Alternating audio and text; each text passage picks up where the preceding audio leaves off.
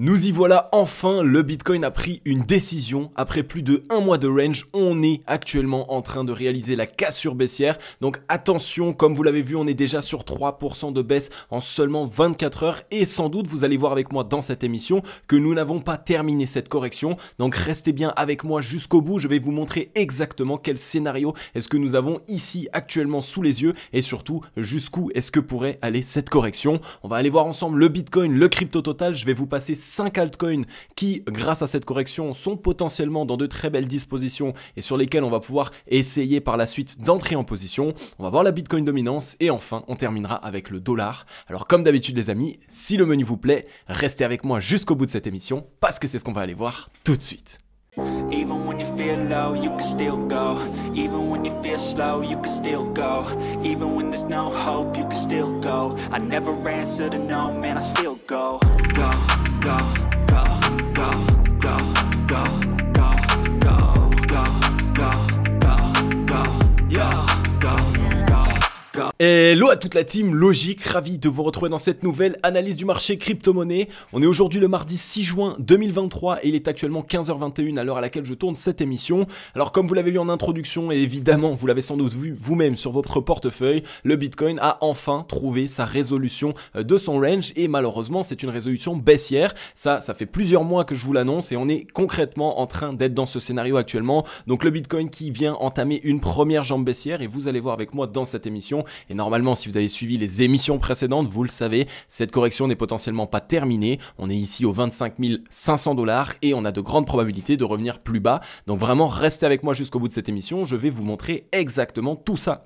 On est ici sur le Scalpex Index. On y voit un Crypto Fear and Greed dans la neutralité 44. Donc on voit qu'on a déjà quitté le fameux 50-50. Donc on est clairement ici en train de changer l'état psychologique du marché. Vous le savez là encore pour l'instant avec ici quand même une jambe baissière assez importante qui nous a poussé des 28 480 aux 25 375 et le tout en allez même pas 24 heures, et bien normalement on est quand même déjà censé être dans la peur et pour l'instant ce n'est pas le cas. Donc qu'est-ce que cela montre? Cela montre tout simplement que actuellement il y a encore beaucoup d'investisseurs qui ne pensent pas que nous allons connaître une correction plus basse et donc qui ne sont pas tout simplement en train de capituler. Et comme vous le savez avec la psychologie du marché, ça fait longtemps maintenant, normalement vous devriez commencer à connaître un petit peu cet indicateur. Et bien lorsque on est toujours dans la neutralité alors qu'on entame jambe baissière sur jambe baissière, c'est tout simplement qu'on est actuellement trop euphorique et donc que la smart money va potentiellement continuer à pousser le mouvement à la baisse. On veut aller chercher la peur, voire même l'extrême peur. La smart money a besoin tout simplement de toucher une zone de capitulation et pour l'instant, eh bien, on ne l'a pas encore touché.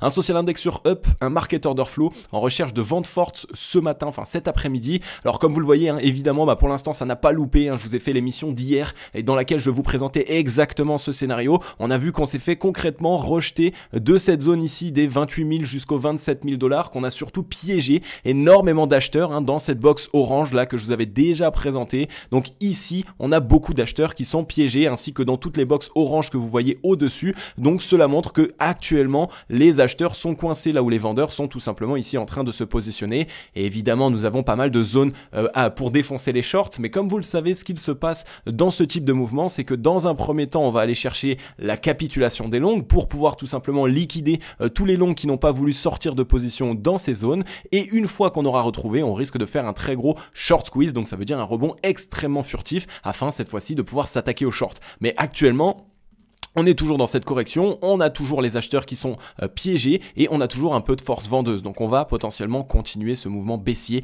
et il n'est pas terminé. Comme vous le savez, pour l'instant, on a tout simplement l'objectif. On a deux objectifs, donc il y a deux figures chartistes qu'on a cassées. La première, c'était tout simplement ici cette épaule, tête, épaule qu'on a cassée. Donc on a eu un objectif de cette épaule, tête, épaule qui lui était aux 23 307 $. Donc on n'y est évidemment pas encore. Et ensuite, on avait tout simplement la cassure baissière de ce triangle de compression. Boum, la cassure. Je vous rappelle qu'on a fait le throwback et là on est en train de se faire rejeter et l'objectif tout simplement ici de ce triangle de compression serait aux 24 056 $. Donc on voit tout simplement qu'on a deux objectifs ici qu'on pourrait déjà viser dans un premier temps avant d'essayer potentiellement d'y voir un bottom. Ce serait les 24 000 tout rond ou alors les 23 222 $.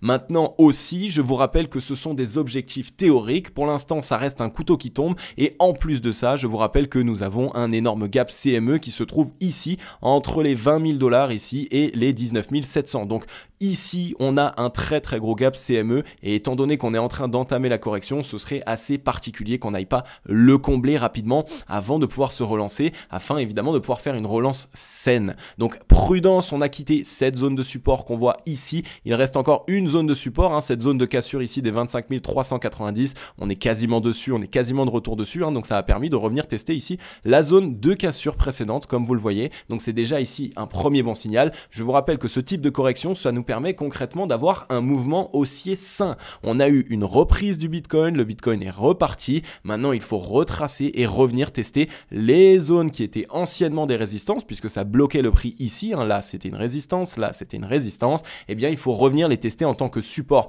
afin de voir si oui ou non on a bien un marché qui est sain et donc si on tient ces zones de support. Le fait de les tenir, ce sera quelque chose d'extrêmement bullish. Maintenant, comme je vous l'ai déjà expliqué, pour l'instant, on est plutôt dans la recherche d'aller casser un petit peu des acheteurs parce qu'il y a eu trop de longues, hein, potentiellement trop de personnes qui ont commencé à long dans les 30 000 $. On a eu évidemment aussi des journaux qui ont commencé à reparler un petit peu du Bitcoin. Bref, ça a été une fois de plus ici l'exit parfait pour la smart money. Donc on est ici que en 4 heures, c'est du court terme. On va passer directement maintenant sur les graphiques.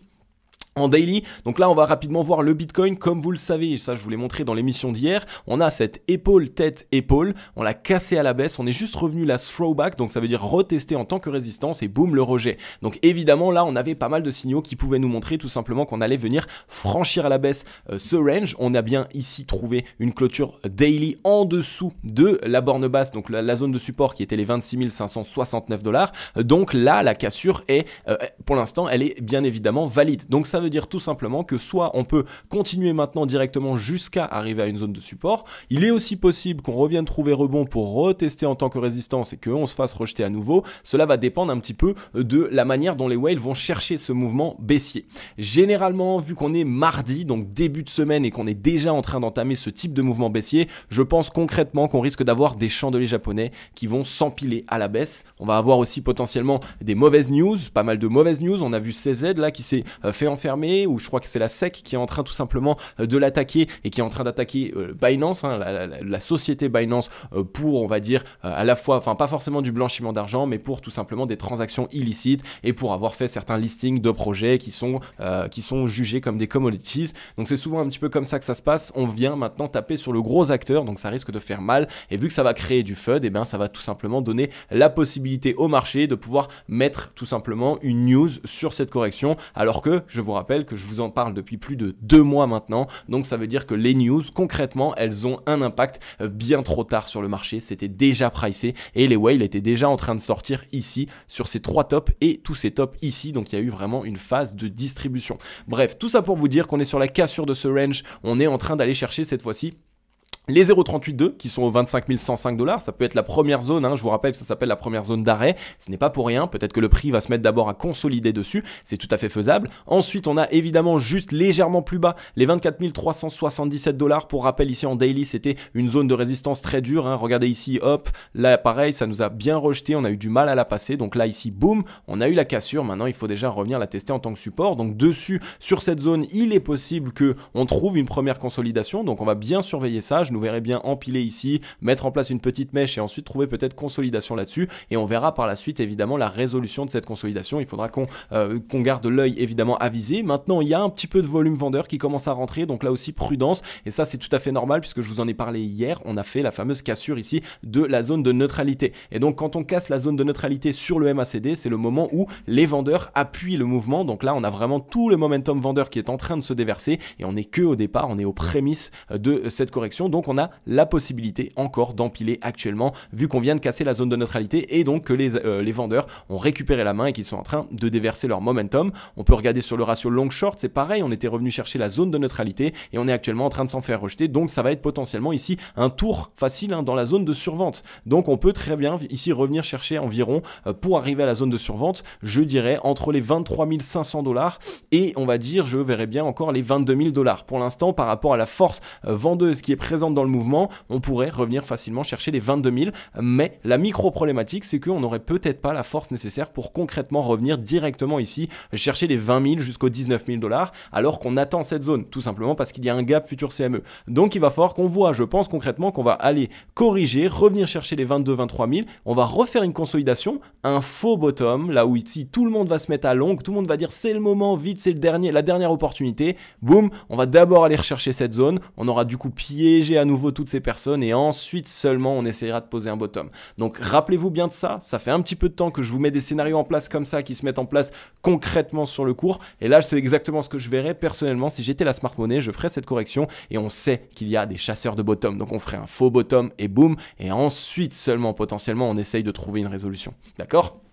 Donc on va bien garder tout ça en tête et maintenant on regarde rapidement sur le RSI, mais là c'est pareil, on avait fait un petit retest des 50, petit M au contact des 50, donc ça montre en plus de ça qu'on a retesté la demande et que c'est bien les vendeurs qui ont gagné la main, donc les vendeurs assoient tout simplement leur dominance actuellement, c'est eux qui ont le momentum vendeur entre les mains, donc restez prudents tout simplement pour vous dire que le Bitcoin n'a pas terminé sa correction, donc vraiment les amis, une fois de plus ça va nous offrir de très belles opportunités d'entrée sur le marché, mais j'espère que avec toutes les vidéos que je vous ai faites de prévention par rapport à ce type de mouvement là, j'espère concrètement que vous aviez pu vous mettre en sécurité. D'ailleurs si c'est le cas les amis, n'hésitez pas à mettre un énorme like et un énorme commentaire, et si vous souhaitez soutenir la chaîne les amis, il y a en commentaire tout simplement et en commentaire épinglé mon lien affilié avec BitGet, vous le savez c'est notre partenaire. Si vous voulez tout simplement soutenir la chaîne, n'hésitez pas à passer par ce lien, il va vous permettre d'obtenir 10% de réduction sur tous vos frais de trading et en plus de ça vous allez avoir directement un bonus de bienvenue en fonction de votre dépôt, donc ça peut concrètement vous permettre à la fois de remercier la chaîne si ça vous a aidé un petit peu et si toutes les analyses que je vous ai faites ces derniers temps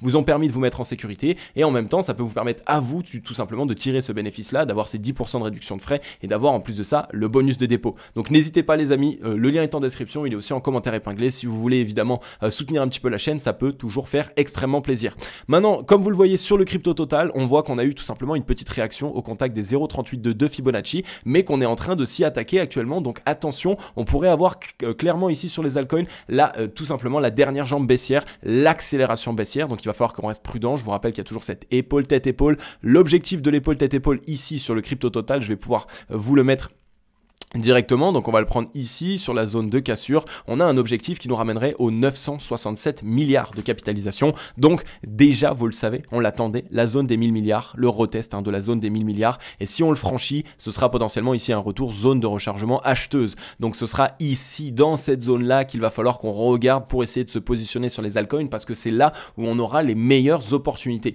La correction n'est potentiellement pas terminée, les 0,382 qui sont en train de céder, on a trouvé une clôture daily juste à son contact, mais aujourd'hui on est en train de le franchir, donc on surveille la clôture daily d'aujourd'hui évidemment, il faut trouver clôture sous cette zone pour s'assurer qu'on ait bien une correction supplémentaire, mais une fois que ce sera fait, ce sera facilement je pense un retour zone de rechargement acheteuse pour faire une petite frayeur. Les 1000 milliards on les aura quittés, tout le monde se dira ok c'est la fin du marché crypto, et ensuite voilà ce qui se passera potentiellement une fois que les acheteurs ne seront plus en train d'acheter le bottom comme des cingouins. Maintenant on va passer sur le RSI, on est toujours sur la même chose, quitter les 70, repasser sous les 50, on se fait rejeter, M-top sur les 50, donc là vous voyez clairement que sur le crypto total ici c'est les vendeurs qui dominent, ils n'arrivent pas, les acheteurs n'arrivent pas à regagner les 50, donc on va faire un tour je pense dans la zone de survente pour que par la suite, si les acheteurs le veuillent bien, relancer le cours. Il nous faut revenir en zone de survente. Actuellement les vendeurs ont bien plus de force et ils dominent le marché. Il y a du volume vendeur qui rentre aussi par la même occasion sur cette cassure de zone de support, cette cassure des 0,382, donc il y a pas mal de signaux qui nous montrent que cette cassure est saine et donc que potentiellement on risque d'aller plus bas, une correction encore envisageable sur les altcoins ici de l'ordre de 10 jusqu'à quasiment 20% en fonction de où est-ce qu'on s'enfonce dans la zone de rechargement acheteuse. Donc prudence vraiment sur les altcoins, il peut encore y avoir ici une jambe baissière assez importante, même sur le ratio long short il y a beaucoup plus de force, on était sur la zone de neutralité, on est en train de s'en faire rejeter et vous le voyez ici, ça peut être vraiment la poursuite baissière pour aller en zone de survente et faire en sorte par la suite, peut-être une fois que les vendeurs auront plus de force, d'essayer de relancer le cours. Mais ça pourrait ici avoir une relance seulement en juillet 2023, début août 2023. Donc il y a largement le temps. Donc on va vraiment rester prudent, mais surtout cet été, comme je vous l'ai dit dans l'émission de la semaine précédente, eh bien le mois de juin, c'est historiquement l'un des pires mois sur le marché crypto, et l'été, c'est historiquement aussi l'une des pires saisons sur le marché en général, cette fois-ci, pas que sur le marché crypto. Donc clairement, une fois qu'on a cette information, opération, on peut souvent ici se prémunir de ce type de correction. Donc vraiment prudence, ici on n'est pas ici sur tout simplement un bottom et bien au contraire.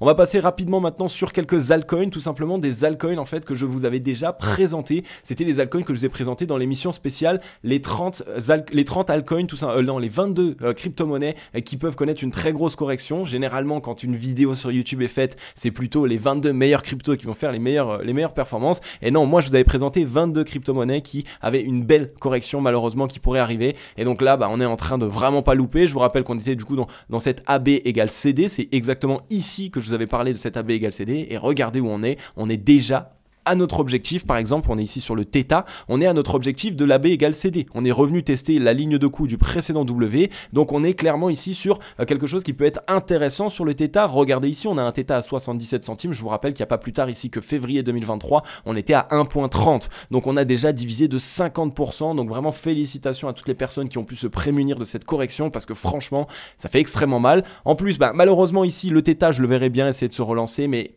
si le Bitcoin continue de corriger et que le crypto total le fait aussi, il y a la possibilité que Theta repasse sous ses précédents bottoms, qui chasse ici toutes les personnes qui étaient un petit peu trop euphoriques et que ici seulement on pose bottom. Donc vraiment les amis, ça va être génial pour nous en tant qu'opportunité parce qu'on n'aura en soi jamais trouvé encore de Theta ici à 67 centimes puisque ici on était à 70 centimes. Donc on aura la meilleure opportunité d'achat sur le Theta, on l'aura justement parce qu'on a pu se prémunir de cette correction et ça fait quand même extrêmement plaisir. Si on regarde sur le MACD, par contre, le θ commence quand même à montrer des signes de force. Donc on est en train certes de se faire rejeter de la zone de neutralité, mais il va falloir le surveiller. Je pense que là, on est sur les quelques derniers jours de correction. Peut-être qu'après, il va y avoir une consolidation, mais il y a vraiment ici la possibilité de choper du θ dans de très très belles conditions. Personnellement, du bag, donc du θ, je cherche à m'en créer un bag. Ça fait déjà un petit peu de temps puisque j'étais sorti, vous le savez. Donc tout ce qui repasse là, ici, là où on est, et tout ce qui repasse sous le bottom précédent, je vais vraiment commencer à réaliser à nouveau du DCA intelligent sur cet actif, surtout que dans le ratio long short on est quasiment survendu. Je pense qu'on va avoir cette dernière jambe baissière, peut-être une énorme mèche, mais ça ne va pas durer longtemps. Je pense très clairement, on est quand même bien survendu sur cet actif. Sur le RSI c'est la même chose, on est en zone de survente, on est en train de casser les 30, donc ça va être la dernière jambe baissière sur les 3 prochains jours potentiellement, mais après par la suite on risque quand même de trouver un rebond technique et comme dit, le θ il est déjà tellement bas actuellement que je pense concrètement que dans cette zone ici on pourra essayer d'implémenter un bottom. Donc comme je vous l'ai dit, j'essaierai de mon côté tout simplement d'entrer en position. Maintenant sur le Uniswap, là c'est exactement pareil, on a la AB égale CD qui devrait nous ramener aux 4,46 centimes le Uni, et donc aujourd'hui on y est quasiment allé, on a fait la petite mèche au 4,53, donc on va potentiellement là encore avoir les 2-3 jours de correction, mais notre AB égale CD, notre objectif, on y est quasiment. Donc là pareil, ça veut pas dire que je vais mettre tout mon bag ici et maintenant, ça veut simplement dire que dans cette zone ici, là tout ce qui commence à continuer de chuter un petit peu, je renfloue. Ça va me permettre d'avoir un prix moyen ici à, je sais pas, 4,30 centimes, et une fois qu'on sera reparti, je serai très content d'avoir mon bag ici. Mais moi personnellement, dans ma stratégie, et c'est pour ça que ça fait 1 mois et demi, même peut-être un petit peu plus que je vous prémunis de cette correction, je ne me voyais pas acheter du Uni à 6,57 alors que je pensais concrètement que cette correction allait arriver. Donc là, clairement, on va potentiellement commencer à rentrer dans une très belle zone d'achat pour moi de Uniswap, mais une fois de plus, les amis, ce qu'on dit une zone d'achat, ça veut dire on commence à investir intelligemment, on met pas tout son bag ici, on achète petit à petit, plus ça corrige, plus on met du bag, plus ça corrige, plus on met du bag et on se crée un vrai bag d'investisseurs et pas un bag de joueurs de poker. Là on a eu un petit M sur les 50, donc on est bien en train tout simplement de se faire rejeter. Donc clairement je pense que là on va faire un petit tour sur les 30, peut-être même un petit peu en dessous, mais ici quand on y repassera, ce sera potentiellement une des dernières opportunités d'Uni. Enfin je dis dernière entre guillemets, ça veut dire que ce sera la meilleure opportunité et après on risque d'avoir une consolidation et on va potentiellement essayer de poser un bottom sur ce type d'actif après des corrections aussi importantes. Je pense que ça fait quelque chose comme ça. Là ici la mèche, rebond technique assez rapide, on revient ici, on se fait quelques petits bottom ici, on vient chasser, mais ici on aura une belle structure de W qui va commencer à essayer de se mettre en place, poser des bottoms, on aura l'impression d'une consolidation, mais en réalité ce sera ici un bottom qui commencera à se poser, et donc c'est concrètement dans ce type de disposition que je commence à chercher à rentrer dans des actifs. On est maintenant sur le AAV. AAV, pareil, est revenu exactement chercher notre objectif. Donc comme vous voyez, hein, cette AB égale CD, on a vraiment bien fait de la présenter parce que clairement, là actuellement, tous les actifs sont revenus sur cet objectif. L'objectif était au 56,83. On est bien revenu le chercher avec la mèche. Pareil sur AAV, on a déjà eu un premier signal de rachat assez important. Donc ça montre que la Smart Money potentiellement attendait bien cette AB égale CD. Donc que cette analyse technique était quasiment parfaite dans cette analyse des whales justement. Et donc là, clairement, je pense qu'il peut y avoir encore quelques jours où on va ici essayer de tatillonner cette trend, hein, puisque c'était la trend du triangle de compression weekly. Là, je vous rappelle que AAV, clairement, il est dans un très grand triangle de compression. Donc, on peut revenir chercher la dernière fois la borne basse, mais par la suite, ça va être sans doute la relance, clairement. Donc, ici, dès qu'on arrive sur la trend, c'est clairement ici une très, très belle zone pour pouvoir rentrer en position de manière long terme. Ici, bam, on va faire ça et ensuite, on va potentiellement essayer d'aller s'attaquer à la borne haute. Cela ne veut pas dire qu'on va venir la casser. Cela ne veut pas dire que ça y est, c'est sûr et certain aussi que AAV cassera à la hausse ce triangle de compression, mais il y a de fortes probabilités et ensuite on est en plus de ça tout simplement en train de la tenir. On l'avait tenue une fois, deux fois, trois fois, on est ici sur le 4e retest et la zone de résistance on l'a aussi déjà retesté à pas mal de reprises, une fois, deux fois, trois fois, quatre fois, cinq fois, donc on a quand même touché plus de fois pour l'instant la zone de résistance, donc ça va être une zone plus facile à franchir que cette zone tout simplement en tant que support. Donc moi personnellement, tout ce qui passe là en ce moment entre 59,13 et on va dire les 54,84, tout ce qui se passe ici, là, je commence à me faire un bag tranquillement sur AAV. On va juste aller voir ensemble un petit peu sur le RSI. On a encore un tout petit peu de force. Donc, comme je vous l'ai dit, ce sera potentiellement la force pour aller chercher la trend de baissière et peut-être une petite mèche légèrement plus bas. Là, tout ce qui traîne sous les 53, ça peut aussi se prendre. On va voir sur le ratio long short. Sur le ratio long short, attention, il reste un petit peu de force là quand même. Donc, on pourrait essayer même de chasser les bottoms précédents sur AAV, tout ce qui pourrait même peut-être passer, le cours pourrait essayer de revenir chercher les $50, c'est possible, donc là ce serait aussi une belle opportunité, donc ne mettez pas tout votre bag au même endroit, une fois de plus faites un DCA intelligent parce que AAV entre dans de très belles zones et ce serait bête de le rater, mais en même temps ce serait bête de mettre tout son bag au même endroit. Par contre on commence à avoir de sérieux signes de force tout de même puisqu'on voit ici des bottoms de plus en plus haut dans le momentum, donc AAV n'est pas si loin je pense clairement du bottom, donc là pareil je pense concrètement pouvoir essayer de renflouer un petit peu mon bag de plus en plus pour ces prochains temps. On va aller voir maintenant un petit peu sur le 1 inch, le 1 inch qui lui a complètement explosé notre objectif. L'objectif était ici au 0,34 centimes et là en fait comme vous le voyez on est tout simplement en train de partir plus bas, on est en train de chasser le bottom précédent et on voit que même en weekly pour l'instant c'est le plus bas sur 1 inch ici depuis qu'il a été listé sur KuCoin, donc on est clairement en train de venir sortir ici toutes les personnes qui étaient parmi les tout débuts du 1 inch et parmi presque ce qu'on appelle les prémices. Donc on est dans ce M, certes, correction oui, mais il est vrai qu'on est bien ici dans les points les plus bas possibles sur 1 inch, donc pour trouver du 1 inch aussi bas ça n'était encore jamais arrivé, donc clairement je pense qu'on a une belle opportunité qui s'offre à nous. On est en weekly quasiment en survente, on est sur la zone de neutralité ici. Si on va voir un petit peu maintenant en daily sur le 1 inch, clairement ici on est en survente de survente, on est même en train d'essayer de partir encore plus bas, donc vous voyez qu'il y a clairement ici pas mal de signaux qui nous montrent que ça c'est la capitulation des investisseurs qui se sont mis sur 1 inch et que par la suite on va avoir les whales qui vont arriver comme ça, boum, qui vont venir récupérer un maximum de ces liquidités et donc clairement moi je serai dans le train, donc à vous de voir ce que vous voulez faire. On est en train de quitter les 30 pareil, on est dans la zone de survente totale, les vendeurs n'ont plus de force sur 1 inch, donc on est clairement pas loin d'un bottom je pense. Là aussi on voit on est en train de mettre en place de très belles divergences, donc là triple bottom de divergence sur le 1 inch, j'aime beaucoup ça puisque des fois on arrive à ce type de mouvement et ça peut aller très très vite, donc vraiment 1 inch je pense clairement moi aussi de mon côté commencer à rentrer en position. Une fois de plus, je mets pas tout mon bag, on met le bag tout simplement sur le couteau qui tombe, on achète petit à chaque fois que ça baisse jusqu'à avoir un prix moyen qui peut être intéressant. Maintenant, on va passer directement sur le NER. Alors le NER, lui, pareil, il est directement quasiment revenu chercher notre AB égale CD. Il reste encore un petit peu de la correction. L'objectif est au 1,36 $. On y est ici quasiment, on est passé au 1,43. Donc pareil, le NER, super, on a une très très belle correction depuis les tops ici. On parle d'une correction de 45, presque 50%, donc encore une fois félicitations à toutes les personnes qui ont pu se prémunir de cette correction, franchement ça fait plaisir. En plus maintenant on a du cash, donc on va pouvoir clairement sauter sur les opportunités. On va sans doute revenir chercher les 30, mais le rebond sur les 30 pourrait vraiment être ici la force nécessaire, le mouvement nécessaire pour pouvoir rebondir. Donc je verrai bien le NER ici, on revient tester la ligne de coup du W, je vous rappelle ici, tac, même peut-être une mèche de capitulation, vraiment juste la mèche qui se fait racheter, mais par la suite je verrai bien le NER essayer de se relancer assez rapidement. Donc là pareil, ça va potentiellement être fait une sortie en termes de capitulation sur les altcoins, donc vraiment un couteau qui tombe rapidement, mais il pourrait être vraiment racheté très rapidement. Et là aussi on le voit, hein, regardez, bottom, bottom, bottom, on fait des bottoms de plus en plus haut et ce depuis longtemps. Regardez-moi ça, ça va être vraiment une des dernières opportunités et j'adore cette disposition puisque ici on reteste la zone de neutralité, donc ça arrive qu'on fasse cette mèche tout simplement qui, on va dire, défonce tous les investisseurs qui étaient longs, donc qui va sortir toutes les liquidités, toutes les personnes qui ont mis leur stop loss et par la suite on trouve le rebond sur la zone de neutralité. Donc là pareil sur le NER, il y a clairement quelque chose d'intéressant qui est en train de se mettre en place. Donc tout ce qui va passer entre les 1,45 et les 1,22, personnellement je réachète et je commence de nouveau à réaccumuler sur ce type d'actifs.